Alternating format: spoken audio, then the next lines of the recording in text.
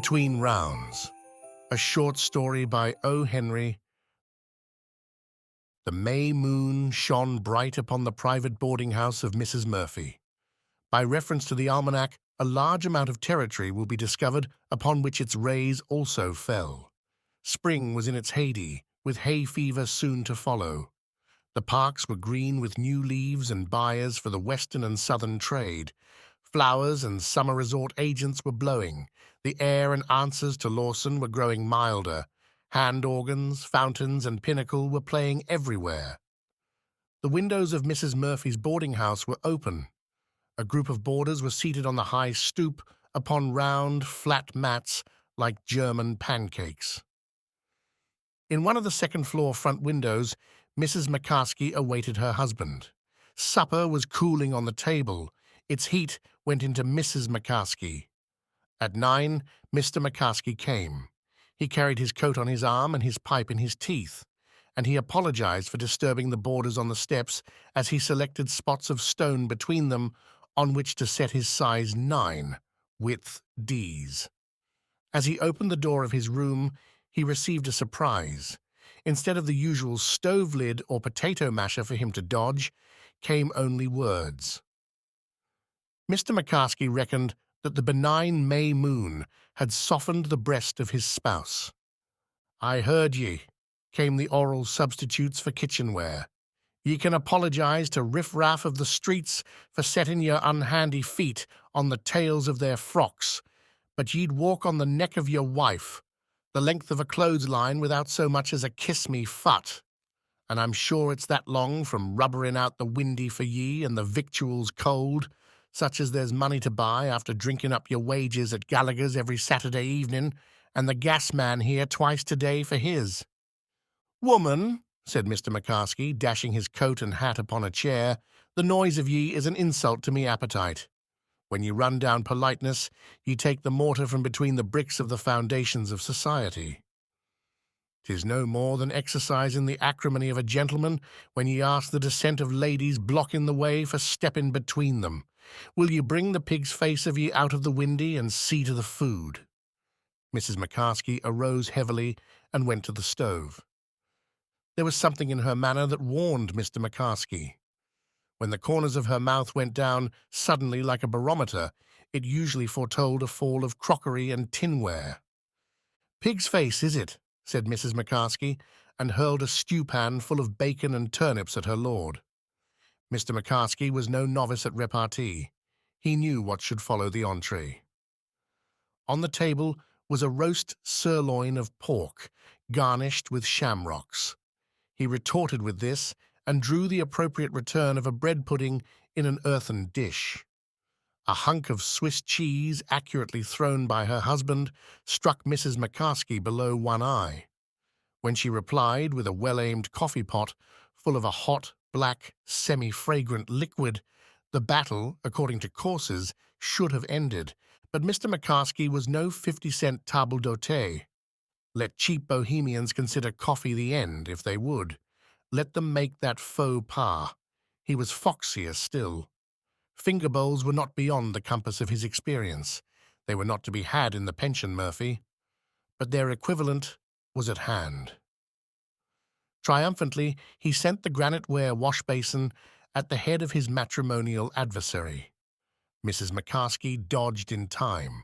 She reached for a flat-iron, with which, as a sort of cordial, she hoped to bring the gastronomical duel to a close, but a loud, wailing scream downstairs caused both her and Mr. McCaskey to pause in a sort of involuntary armistice.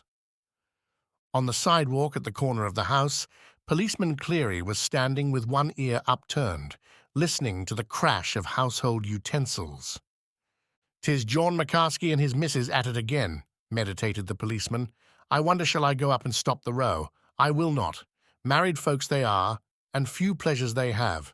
'Twill not last long. Sure, they'll have to borrow more dishes to keep it up with." And just then came the loud scream below stairs, betokening fear or dire extremity. "'Tis probably the cat," said Policeman Cleary, and walked hastily in the other direction. The boarders on the steps were fluttered. Mr. Toomey An insurance solicitor by birth and an investigator by profession, went inside to analyze the scream. He returned with the news that Mrs. Murphy's little boy, Mike, was lost. Following the messenger, out bounced Mrs. Murphy, 200 pounds in tears and hysterics, clutching the air and howling to the sky for the loss of 30 pounds of freckles and mischief. Bathos, truly, but Mr. Toomey sat down at the side of Miss Purdy, millinery, and their hands came together in sympathy. The two old maids, Mrs. Walsh, who complained every day about the noise in the halls, inquired immediately if anybody had looked behind the clock.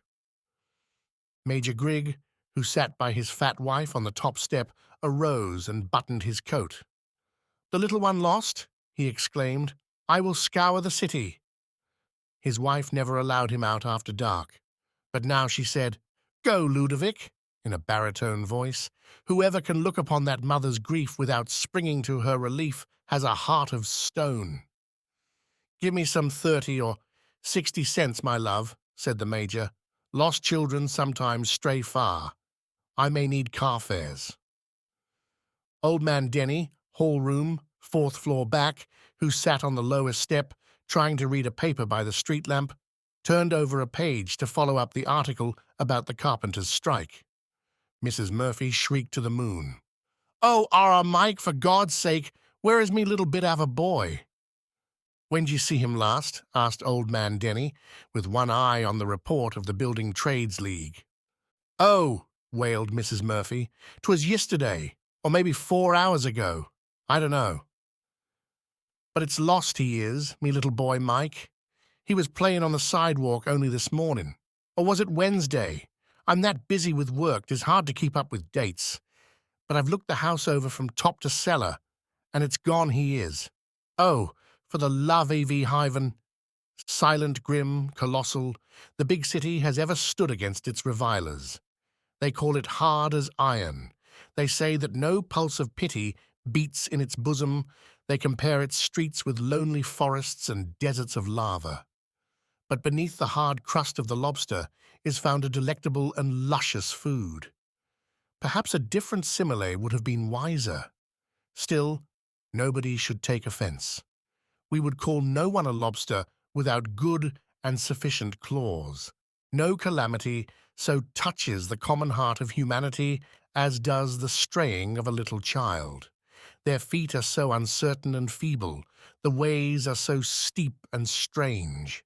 Major Griggs hurried down to the corner and up the avenue into Billy's place. "Give me a rye high," he said to the servitor. "Haven't seen a bow-legged, dirty-faced little devil of a 6-year-old lost kid around here anywhere, have you?" Mr. Toomey retained Miss Purdy's hand on the steps. "Think of that dear little babe," said Miss Purdy, "lost from his mother's side, perhaps already fallen beneath the iron hoofs of galloping steeds. Oh, isn't it dreadful?" "Ain't that right?" agreed Mr. Toomey, squeezing her hand. "Say I start out and help look for 'em." "Perhaps," said Miss Purdy, "you should. But oh, Mr. Toomey, you are so dashing, so reckless. Suppose in your enthusiasm some accident should befall you, then what?" Old man Denny read on about the arbitration agreement with one finger on the lines. In the second floor, Frontmeister and Mrs. McCaskey came to the window to recover their second wind. Mr. McCaskey was scooping turnips out of his vest with a crooked forefinger, and his lady was wiping an eye that the salt of the roast pork had not benefited. They heard the outcry below and thrust their heads out of the window. "'Tis little Mike is lost," said Mrs. McCaskey in a hushed voice. "The beautiful, little, trouble-making angel of a gossoon." "The bit of a boy mislaid?" said Mr. McCaskey, leaning out of the window. "Why, now that's bad enough entirely. The childer, they be different. If 'twas a woman I'd be willing, for they leave peace behind 'em when they go." Disregarding the thrust, Mrs. McCaskey caught her husband's arm. "John," she said sentimentally, "Mrs. Murphy's little bye is lost. 'Tis a great city for losing little boys. 6 years old he was. John, 'tis the same age our little bye would have been if we had had one 6 years ago." "We never did," said Mr. McCaskey, lingering with the fact. "But if we had, John, think what sorrow would be in our hearts this night with our little Phelan run away and stolen in the city nowheres at all." "Ye talk foolishness," said Mr. McCaskey. "'Tis Pat he would be named, after me old father in Cantrim." "Ye lie," said Mrs. McCaskey without anger. "Me brother was worth 10 dozen bog-trotting McCaskeys. After him would the bye be named." She leaned over the window-sill and looked down at the hurrying and bustle below. "John," said Mrs. McCaskey softly, "I'm sorry I was hasty wid ye." "'Twas hasty puddin', as ye say," said her husband, "and hurry up turnips and get a move on your coffee. 'Twas what ye could call a quick lunch, all right, and tell no lie." Mrs. McCaskey slipped her arm inside her husband's and took his rough hand in hers. "Listen at the crying of poor Mrs. Murphy," she said. "'Tis an awful thing for a bit of a bye to be lost in this great big city. If 'twas our little Phelan, John, I'd be breaking me heart." Awkwardly, Mr. McCaskey withdrew his hand, but he laid it around the nearing shoulder of his wife. "'Tis foolishness, of course," said he roughly, "but I'd be cut up some meself if our little Pat was kidnapped or anything. But there never was any childer for us. Sometimes I've been ugly and hard with ye, Judy. Forget it." They leaned together and looked down at the heart drama being acted below. Long they sat thus. People surged along the sidewalk, crowding, questioning, filling the air with rumors and inconsequent surmises. Mrs. Murphy ploughed back and forth in their midst like a soft mountain down which plunged an audible cataract of tears. Couriers came and went. Loud voices and a renewed uproar were raised in front of the boarding-house. "What's up now, Judy?" asked Mr. McCaskey. "'Tis Mrs. Murphy's voice," said Mrs. McCaskey, harking. "She says she's after finding little Mike asleep behind the roll of old linoleum under the bed in her room." Mr. McCaskey laughed loudly. "That's your Phelan," he shouted sardonically. "Divil a bit would a Pat have done that trick. If the bye we never had is strayed and stole, by the powers, call him Phelan, and see him hide out under the bed like a mangy pup." Mrs. McCaskey arose heavily and went toward the dish-closet with the corners of her mouth drawn down. Policeman Cleary came back around the corner as the crowd dispersed. Surprised, he upturned an ear toward the McCaskey apartment, where the crash of irons and chinaware and the ring of hurled kitchen utensils seemed as loud as before. Policeman Cleary took out his timepiece. "By the deported snakes," he exclaimed, "John McCaskey and his lady have been fighting for an hour and a quarter by the watch. The missus could give him 40 pounds weight. Strength to his arm." Policeman Cleary strolled back around the corner. Old man Denny folded his paper and hurried up the steps just as Mrs. Murphy was about to lock the door for the night.